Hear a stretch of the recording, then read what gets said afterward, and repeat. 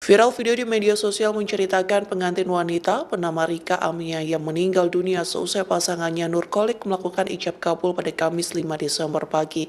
Dikutip dari tribunnews.com, Rika mendadak ambruk seusai melakukan sungkem dengan kedua orang tua.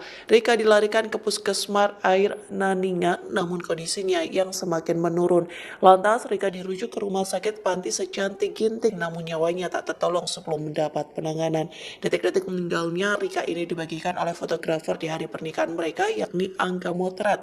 Angga mengaku Rika sempat mengeluh tidak enak badan sejak pagi sebelum akad nikah. Lantas suami Rika yang masih mengenakan baju pengantin tampak menangis terseduh-seduh sambil dibopong orang. Dekorasi pernikahan pun menjadi hiasan dalam suasana takziah tamu undangan. Download Tribun X sekarang, menghadirkan lokal menjadi Indonesia.